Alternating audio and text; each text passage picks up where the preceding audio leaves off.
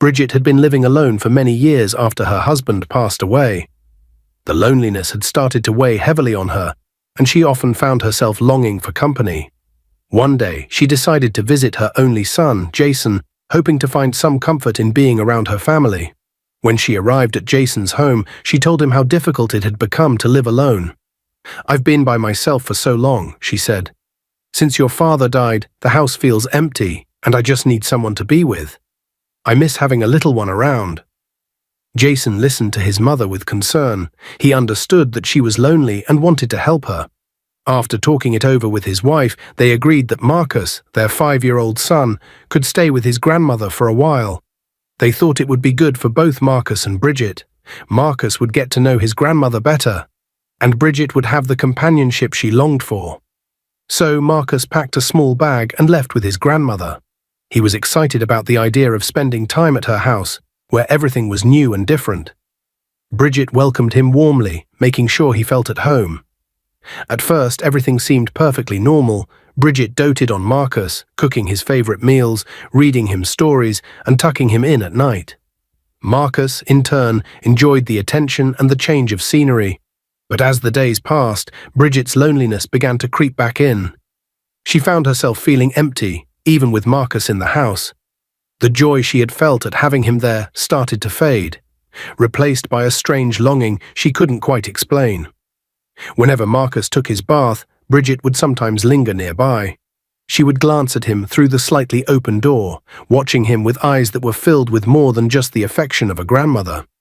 At first, she tried to convince herself that she was just keeping an eye on him to make sure he was safe, but deep down, she knew there was something wrong with the way she was feeling. Each time she saw him, Bridget's thoughts grew darker, her loneliness twisting into something more sinister. The once innocent joy she had found in Marcus's presence became tainted as she began to see him not just as her grandson, but as a means to fill the void in her heart. This unsettling feeling grew stronger with each passing day.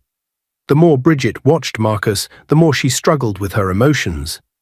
As the days went by, Marcus started to notice something odd about his grandmother. One afternoon, while he was taking his bath, he glanced up and saw Bridget standing in the doorway, watching him with an expression he couldn't quite understand. It wasn't just a quick look to make sure he was okay. She was staring at him in a way that made him feel uncomfortable, though he didn't know why. After he finished his bath, Marcus decided to ask her about it. He was a curious boy and didn't like feeling confused. So, in his simple, innocent way, he asked his grandmother why she was always looking at him so strangely. Bridget paused for a moment, as if searching for the right words. Then she told him that she loved him very much, more than he could imagine. She said that she wanted him to stay with her forever, that his presence made her happier than she had been in years. Hearing this, Marcus felt a warmth in his heart. He loved his grandmother too, and the idea of making her happy made him smile. He told her that he loved her and that he liked being with her.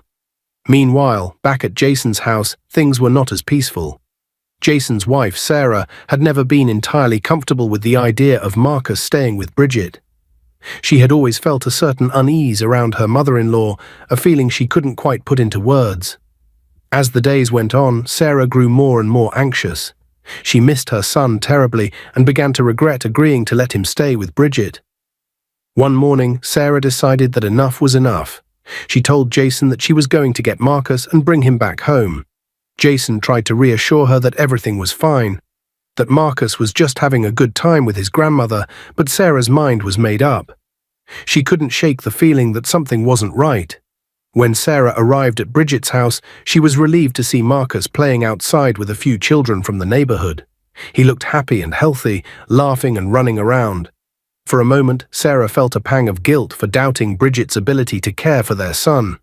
She walked over to Marcus, expecting him to be excited to see her and ready to go home. But when she told Marcus that it was time to leave, he surprised her by refusing. He told her that he had made new friends here, that he was having fun, and that his grandmother was taking very good care of him. Sarah was surprised. She hadn't expected this response. Marcus had always been a bit of a mama's boy, always eager to be with her, and now here he was, choosing to stay with his grandmother instead of coming home with her. Sarah tried to convince Marcus, telling him that his father and she missed him, and that they wanted him back home. But Marcus was firm in his decision. He said that he liked it at his grandmother's house, that he felt happy there, and that he didn't want to leave just yet. This left Sarah in a difficult position. She didn't want to force Marcus to come home if he was genuinely happy. Bridget's attachment to Marcus grew stronger as the days passed. She began asking him to be in her room while she dressed. She told him it was to help her pick out clothes or to hand her items, and Marcus, trusting his grandmother, didn't question it. He would sit quietly, sometimes turning his face away when she changed, believing this was a normal request. However, Bridget's behavior gradually became more concerning. She started touching Marcus in ways that made him uncomfortable. At first, these touches were fleeting and confusing to him. He didn't understand why it felt so strange, but accepted it because it came from his grandmother, whom he trusted. Bridget reassured him that she loved him very much and that this was just a way of showing her affection. Over time, Marcus began to adapt to these new interactions. Although he felt uneasy, the attention and the sense of being loved made him more accepting. He was young and didn't fully grasp the nature of what was happening, believing it was just how his grandmother expressed her love. Marcus didn't talk about these experiences with anyone, his friends or his parents, because Bridget had told him it was their special secret. He believed this and kept the details to himself, adjusting to this part of his life as something normal. As Marcus grew older, the discomfort he felt around his grandmother, Bridget, only deepened. By the time he was 15 years old, he had become tired of the strange and uncomfortable things she made him do. He felt trapped in a situation he didn't fully understand, but knew was wrong. One day, he couldn't take it anymore. He decided to leave Bridget's house and went to stay with a friend for a while, hoping to find some peace away from her. When Marcus arrived at his friend's house, his friend noticed that something was off. Marcus seemed distant, as if he was carrying a heavy burden. Concerned, his friend asked him what was going on, but Marcus refused to talk about it. He kept everything bottled up inside, too embarrassed and confused to share the truth. He didn't want to burden his friend with the painful reality of what was happening at home. While he stayed at his friend's house, Marcus's mother called him. She had heard that he had left Bridget's house and was worried. She asked him why he had left so suddenly, and Marcus struggled to find the right words. He didn't want to tell her the real reason, so he simply said that he wanted to spend some time with his friend. His mother, sensing that something wasn't quite right, told him that he should come home, that she missed him and wanted him back. But Marcus couldn't bring himself to return. He told his mother that he was okay, that he just needed some time away. He didn't explain further, and his mother, though still concerned, didn't push him. She trusted that he would come back when he was ready. After a few days, Bridget reached out to Marcus. She sounded different, softer, and full of regret. She told Marcus that she was sorry for everything that had happened, that she realized she had made mistakes. She promised him that she had changed, that she would be better, and that things would be different if he came back. She assured him that she loved him and just wanted them to be a family again. Marcus, still young and wanting to believe in his grandmother's love, was swayed by her words. He wanted to believe that people could change, that maybe things could get better. After all, Bridget was his beloved grandma. So despite the doubts that lingered in his mind, Marcus decided to return to Bridget's house. When he walked through the door, Bridget greeted him with open arms. She seemed genuinely happy to have him back. And for a while, things did seem different. She treated him with kindness and didn't push the boundaries that had made him so uncomfortable before. Marcus began to relax, thinking that maybe things would be okay after all. A few weeks later, Marcus's life took another tragic turn.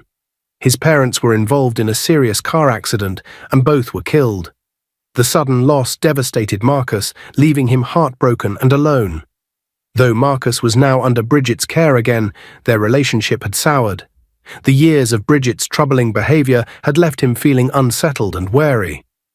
Nonetheless, Bridget assured Marcus that she would take good care of him, promising to manage his parents' property and wealth responsibly. As Marcus grew older, he increasingly resented Bridget's ways. Her manipulative and inappropriate behavior had left him feeling trapped and unhappy. Despite this, he tried to focus on building his own life. When Marcus turned 18, he met a girl named Emily at school. They fell in love, and their relationship quickly became serious. Excited about his future with Emily, Marcus decided it was time for her to meet Bridget. He hoped that introducing Emily to his grandmother would improve the situation and bring some positive change into his life.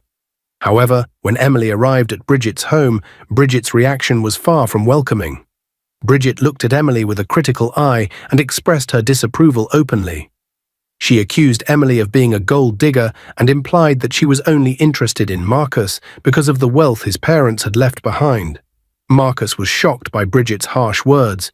He defended Emily, insisting that she loved him for who he was, not for his family's money. The tension between Bridget and Emily was palpable. Emily left the house feeling hurt and uncomfortable, and Marcus was troubled by the rift that had formed. Despite his grandmother's disapproval, Marcus remained committed to his relationship with Emily. He couldn't understand why Bridget would be so negative and critical, and it only fueled his determination to protect his relationship.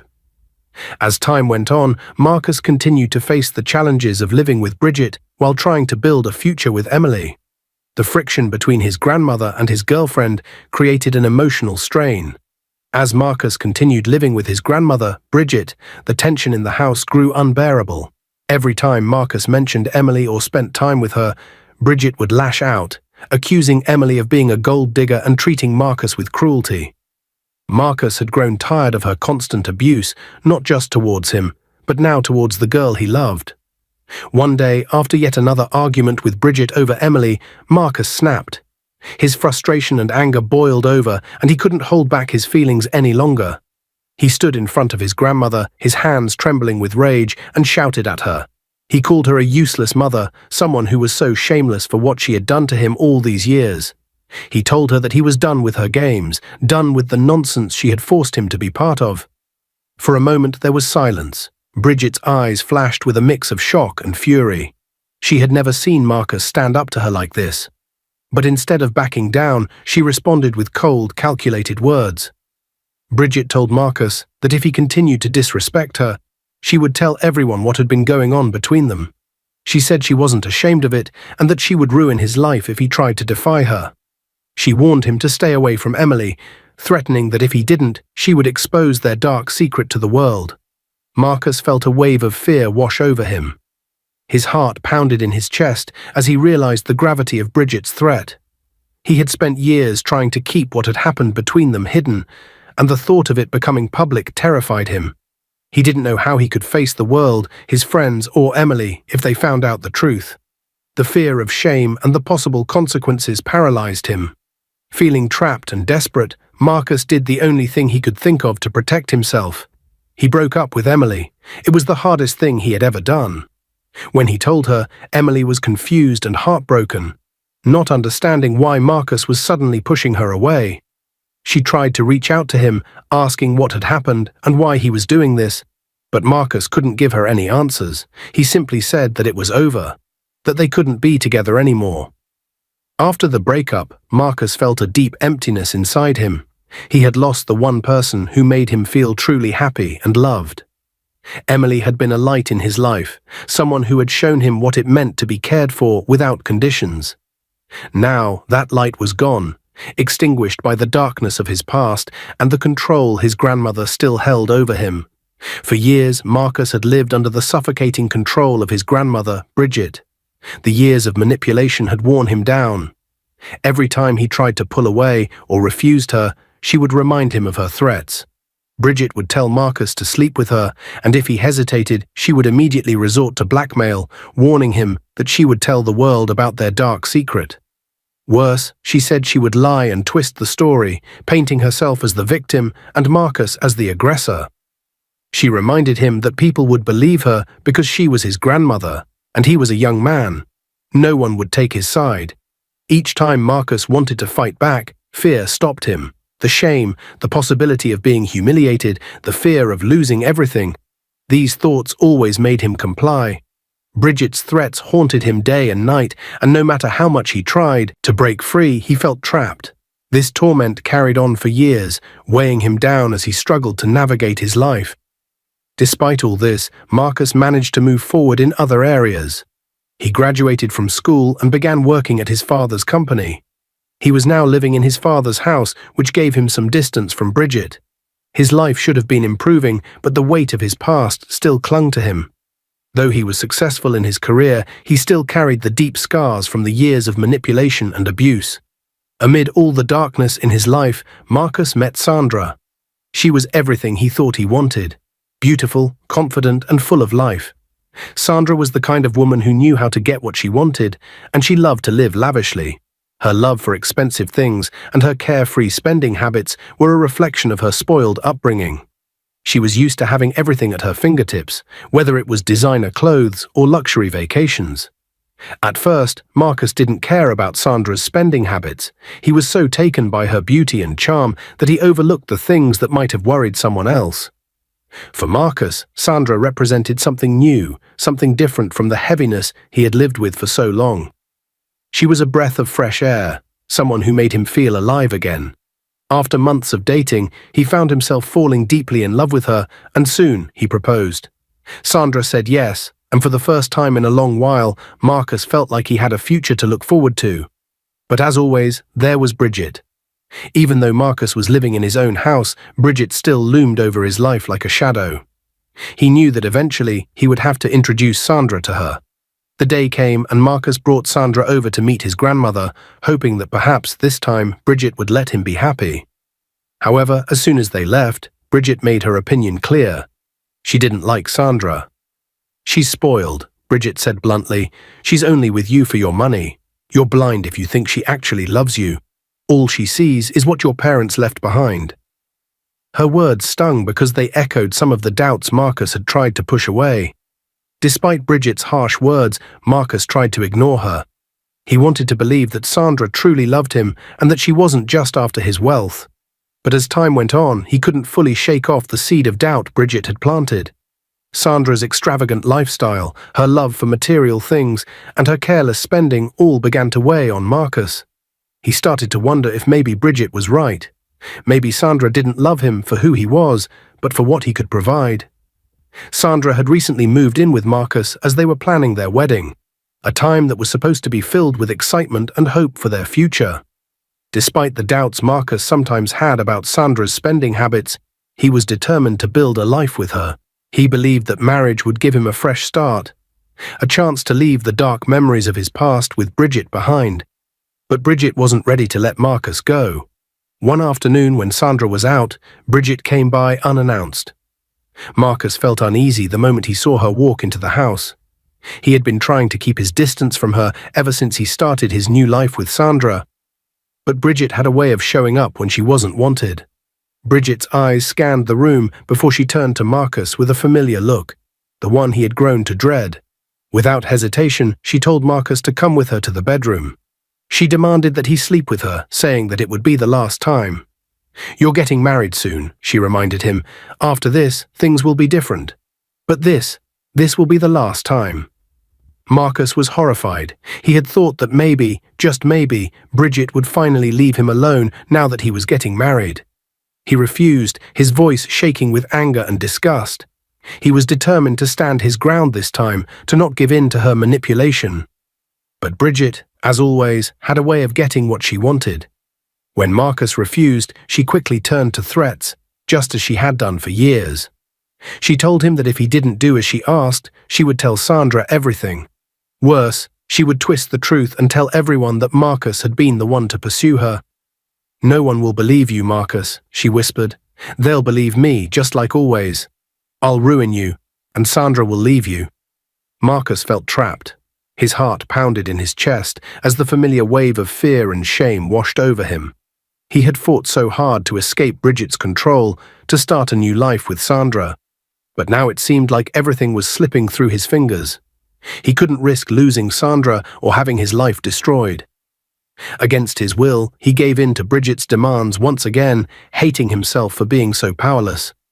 As they were in the bedroom, the sound of the front door opening echoed through the house. It was Sandra, back earlier than expected. She had returned home unannounced, eager to share some exciting news about their wedding plans. But as she walked into the house, she noticed something strange.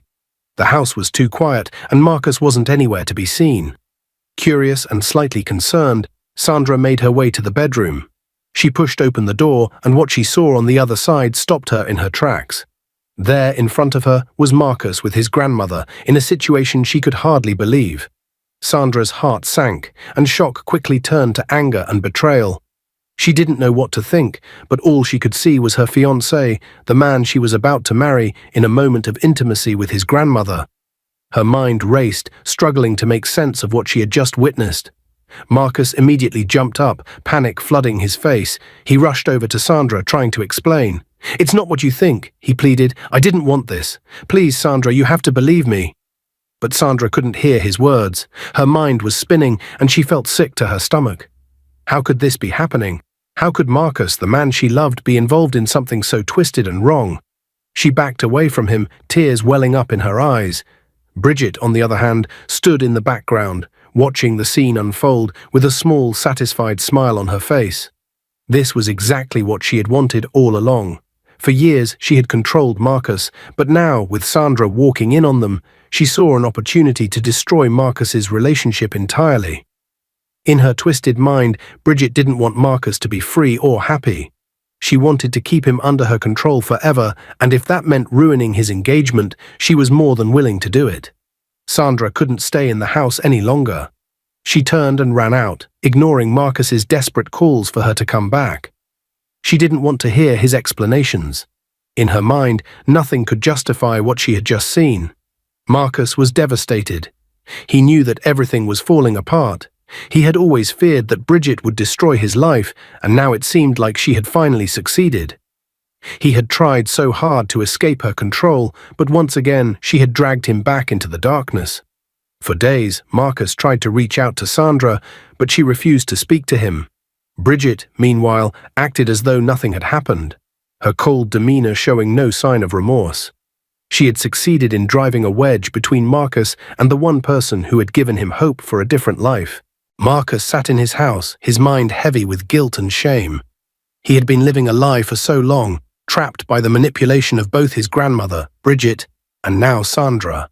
The memory of what Sandra had witnessed that terrible day haunted him, and he could feel the walls closing in on his life. He loved Sandra once, but now she had become another person trying to control him. One evening, Sandra came to the house, her face cold and distant. Without hesitation, she told Marcus that their relationship was over. Her voice was steady, her mind clearly made up. But before she left, she dropped a bombshell. "You're going to keep giving me large amounts of money every month," she demanded, "or I'll tell everyone what I saw that day." Marcus was stunned. He had expected her to leave him after what happened, but to use his shame against him like this was something he hadn't imagined. He fell to his knees, begging her to reconsider. He pleaded for her understanding, trying to explain that he never wanted any of this to happen. But Sandra didn't care. Her decision was final, and she knew how to use his fear against him. From that day on, Marcus lived in constant fear. Every month Sandra would call him, demanding more money. If he hesitated or gave her less than she wanted, she would remind him of her threat. The weight of the secret continued to eat away at him, and Marcus felt like he was drowning in guilt and shame. One Sunday, Marcus decided he had had enough. He went to church, seeking some kind of relief from the torment in his heart. As he sat quietly in the back, he prayed like he had never prayed before. He asked God for forgiveness, for strength, and for a way out of the nightmare his life had become. He didn't know what to expect, but he felt a small glimmer of hope as he walked out of the church that day. As he left, a woman caught his eye. She was standing outside, smiling warmly at him. Her name was Blessing, and she introduced herself with a friendly tone that immediately put Marcus at ease. They got to talking, and Marcus found himself drawn to her. Blessing was very peaceful, something pure and kind that Marcus hadn't experienced in a long time. They quickly became friends, and Blessing would sometimes come over to Marcus's house. She seemed to understand him without him needing to say much, but Marcus knew that he couldn't keep hiding the truth from her. One day, after weeks of getting to know each other, Marcus decided it was time to tell Blessing everything. He sat her down and confessed the painful story that had haunted him for years. He told her how it all started when he was just a little boy. How Bridget, his own grandmother, had manipulated him, used him, and controlled his life for so many years. He explained the shame he carried, the fear that if anyone knew the truth, his life would be over. Blessing listened quietly, never interrupting, her eyes full of understanding and compassion. When Marcus was finished, Blessing spoke softly but firmly. She told him that the only way he could truly be free was to confess, not just to her, but to God and to the world. She assured him that God would forgive him, but he had to let go of the fear and shame that had been holding him captive. She urged him to confess in the church, to lay his burden down once and for all. It took Marcus some time to gather the courage, but the following Sunday he stood up in church, his heart pounding in his chest. With Blessing by his side, he walked to the front and faced the congregation. He took a deep breath and began to speak, his voice shaky at first, but gaining strength as he went on. He told the entire church about the abuse he had suffered at the hands of his grandmother, how it had started when he was just a child, and how it had destroyed his life in so many ways. To Marcus's surprise, when he finished speaking, there was no judgment, no scorn. Instead, the entire congregation began to applaud. People stood up and clapped, not because of what he had gone through, but because he had found the strength to come forward and tell the truth. They applauded his bravery, his willingness to confront his past, and his desire to heal. The news of Marcus's confession spread quickly.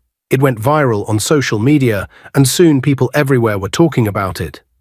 Many condemned Bridget for what she had done to her grandson, calling her actions wicked and unforgivable. The story brought attention to the issue of abuse, and people who had suffered in silence began to speak out, inspired by Marcus's courage. Marcus, for the first time in years, felt a sense of freedom. The weight that had pressed down on him for so long was lifted. He knew he still had a long way to go in his healing, but now he wasn't alone. He had Blessing by his side, the support of his church, and the knowledge that he had finally taken control of his own life. The fear that had once gripped him was gone, replaced by a newfound sense of hope. As for Bridget, the public outrage against her grew. She was shunned by the community, and people turned their backs on her. The truth had finally come to light, and Marcus was no longer her victim. One day, Bridget decided to go to the roadside fruit seller, hoping to escape the suffocating loneliness that had surrounded her ever since the truth about her actions came out. She had become an outcast in the community. People whispered whenever she walked by, pointing fingers, condemning her for what she had done to Marcus. The weight of guilt and shame was heavy, but Bridget was too proud to admit it, too stubborn to apologize or ask for forgiveness. As she approached the fruit stand, she noticed a group of boys playing nearby. At first, she ignored them, but soon she saw them start to whisper among themselves. Their whispers turned to laughter, and then one of them pointed directly at her. Panic began to rise in her chest, a feeling she had been experiencing more and more lately whenever she went out. It seemed that no matter where she went, people either stared at her in disgust or talked behind her back. Suddenly, the boys started running toward her, shouting and laughing as if mocking her. Bridget's heart pounded in her chest. She had seen this before, people harassing her, making her feel like she didn't belong. She was consumed with fear. She didn't want to face them. The shame of what she had done to her grandson, now known to everyone, weighed heavily on her. She turned and began to run, desperate to escape their laughter, desperate to run from her own guilt. In her panic, she didn't notice that she was running toward a busy road. Her vision blurred, and the only thing on her mind was getting away from the boys. From the shame. From everything. As she reached the edge of the road, a loud honk pierced the air. She barely had time to turn her head before a speeding car came barreling toward her. The driver couldn't stop in time. In an instant, Bridget was struck, her body thrown into the air, and she landed with a thud on the pavement. She died instantly. The boys who had been running toward her stopped in their tracks, horrified at what they had just witnessed. People gathered around, but no one seemed surprised. It was as though the whole community had seen her tragic end coming. Bridget had lived a life of manipulation and cruelty, and now, in a moment of panic and fear, her life had come to a sudden, violent end. Meanwhile, Marcus was finally free from the weight of his past. A few months after Bridget's death, he married Blessing. The ceremony was simple but filled with love and joy. Blessing had been a source of light in Marcus's darkest times, and now she was his partner, the person who helped him see a future beyond the pain he had endured for so long. Standing at the altar, Marcus felt a sense of peace he had never known. He was no longer the broken boy who had been trapped in his grandmother's wicked web. He was a man, ready to start a new chapter with someone who truly loved and cared for him. As for Sandra, she had tried to cling to Marcus, hoping she could still manipulate him as she had done before. But Marcus was no longer the man she could control. When she realized that Marcus had told the world his story and had nothing more to hide, her grip on him slipped away. Sandra had no choice but to stop her blackmailing. Knowing that Marcus no longer feared her threats, she attempted to reach out to Marcus, trying to apologize, even hinting that they could start over. But it was far too late. Marcus had moved on, both emotionally and physically. Sandra had become a distant memory, a reminder of a time when Marcus had been too scared to stand up for himself. Now, with Blessing by his side, Marcus was stronger, more confident, and ready to live the life he deserved. He worked hard at his father's company, and every day he thanked God for the new life he had been given. He had learned that healing was possible even after years of pain, and that love could truly save him from the darkest of places. Marcus often reflected on how far he had come. The journey had been difficult, filled with heartbreak, shame, and fear. But through it all, he had found strength in his faith, in Blessing, and in himself. The past no longer held power over him. He had let go of the guilt and found forgiveness, not just from God, but from himself. Dear viewers, what lessons did you take away from this dramatic tale? We'd love to hear your thoughts in the comments below. If you enjoyed the story, give us a thumbs up, share it with friends, and hit that subscribe button. Don't forget to turn on notifications so you never miss out on our latest updates. Thanks for watching and stay blessed.